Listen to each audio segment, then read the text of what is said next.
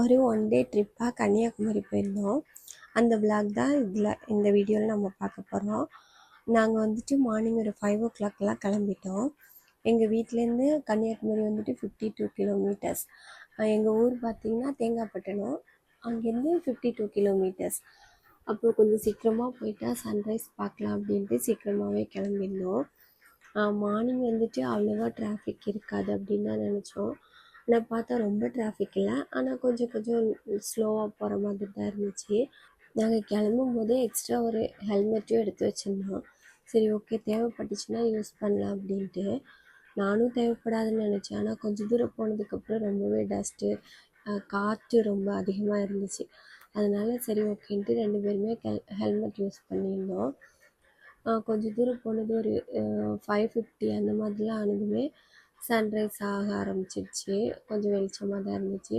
நாங்கள் கொஞ்சம் ஃபாஸ்ட்டாக தான் போனோம். சரி ஓகே, நம்ம அங்கே போயிட்டு பார்க்கணும் அப்படிங்கிறதுக்காக. போகிற வழியிலலாம் வியூஸ் வந்துட்டு ரொம்ப சூப்பராக இருந்துச்சு. இந்த மரம், மலை இதெல்லாம் நம்ம வந்துட்டு ஆக்சுவலி ஊரில் இருந்துட்டு இதை பார்க்கும்போது நமக்கு எந்த ஃபீலும் இருக்காது. ஆனால் அப்ராட் போனதுக்கப்புறம் இப்படி வெக்கேஷன் வரும்போது இதெல்லாம் பார்க்கும்போது ஏதோ புதுசாக பார்க்குற மாதிரி இந்த மாதிரி ஒரு நல்ல ஃபீலாக இருந்துச்சு. வீட்டிலேருந்து கிளம்பும் போதே டீ குடிச்சிட்டு தான் வந்தோம். இருந்தாலும் வழியில் ஏதாவது டீ ஷாப் இருக்கும் அப்படின்ட்டு பார்த்துட்டே போனோம். ஆனால் எங்கேயுமே கடை திறந்த மாதிரி இல்லை. ஒரு வழியில் வந்துட்டு இந்த ஆந்தை இருந்ததை பார்த்தது சும்மா ஃபோட்டோ எடுத்திருந்தேன். அதுக்கப்புறமா இங்கே போகிற வழியிலலாம் வந்துட்டு ரோடு வேலை நடந்துட்டுருக்கும் போல் அங்கங்கேயே குழியாக தோண்டி வச்சுருந்தாங்க. அப்புறம் இந்த தென்னை மரம், அப்புறம் இந்த மலை வியூ இதெல்லாம் பார்க்கறதுக்கு ரொம்பவே நல்லா இருந்துச்சு. நாங்கள் போகிறதுக்குள்ளாரி ஒரு கால்வாசி வந்துட்டு சூரியன் உதிச்சிடுச்சுன்னே சொல்லலாம். இருந்தாலும் கொஞ்சம் ஃபாஸ்ட்டாக தான் போயிருந்தோம். ஃபைனலி கன்னியாகுமரி ரீச் பண்ணிட்டோம். நாங்கள் வந்துட்டு வீக் டேஸில் போனால் க்ரௌட் இருக்காது அப்படின்னு தான் ஒரு வீக் டேவாக செலக்ட் பண்ணி அன்றைக்கி போயிருந்தோம்.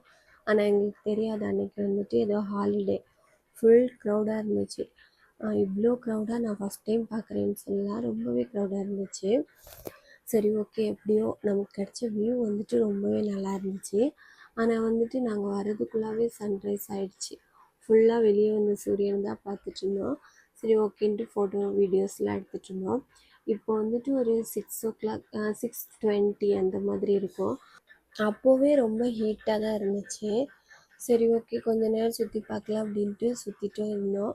எங்கே உட்கார்றதுக்கு இடம் அவ்வளோ ஃபுல்லாக இருந்துச்சு. எங்கே பார்த்தாலும் ஃபுல் க்ரௌடாக இருந்துச்சு.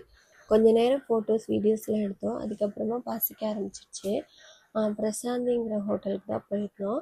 4 கீ ரோஸ்ட், அப்புறமா ஒரு மெதுவடை, 2 டீ இவ்வளோ சாப்பிட்ருந்தோம்.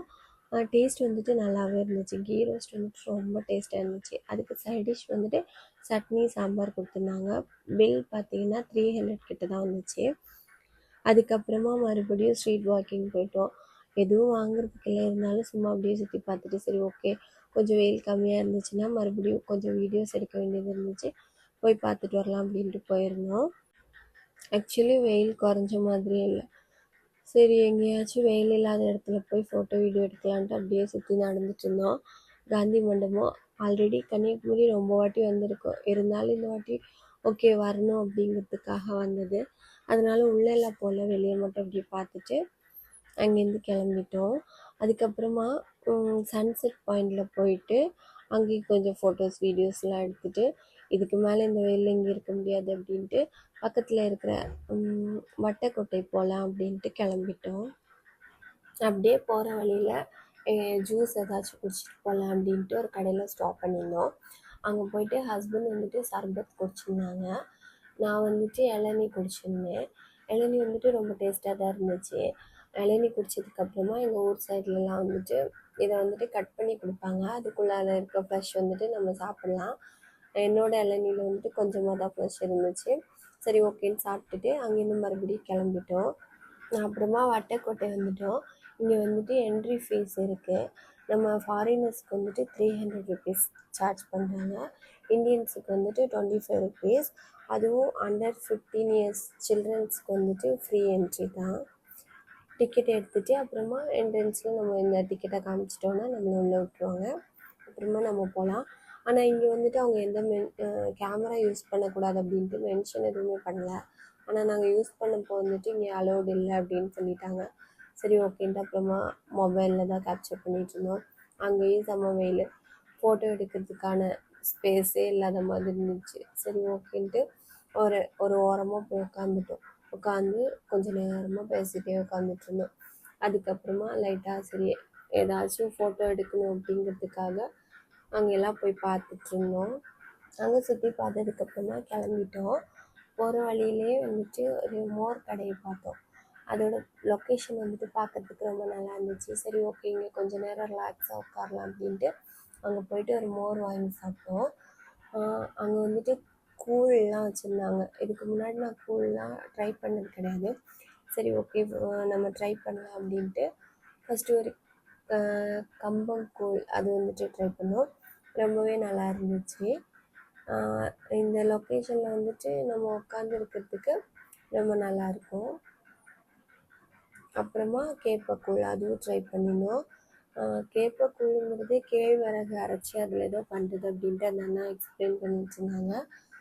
கம்பங்கூழ் வந்துட்டு ஏதோ திணை வகைகள் அதெல்லாம் யூஸ் பண்ணுறது அப்படின்ட்டு அது வந்துட்டு அவங்க மோர் இதெல்லாம் மிக்ஸ் பண்ணி அப்புறமா கொஞ்சம் மிளகா அதெல்லாம் போட்டு அந்த மாதிரி தான் கொடுத்தாங்க.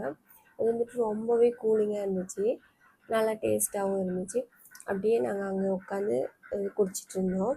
ஃபஸ்ட்டு வந்துட்டு அதுக்கு பின்னாடி வந்துட்டு ரயில்வே ட்ராக் இருக்குது அப்படின்ட்டு எங்களுக்கு தெரியாது.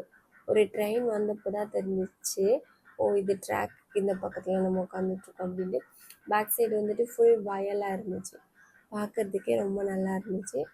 சாப்பிட்டுட்டு அங்கேருந்து கிளம்பிட்டோம். இவ்வளோ தான் இந்த ஒன் டே ட்ரிப். உங்களுக்கு பிடிச்சிருந்துச்சுன்னா லைக் பண்ணுங்கள், ஷேர் பண்ணுங்கள்.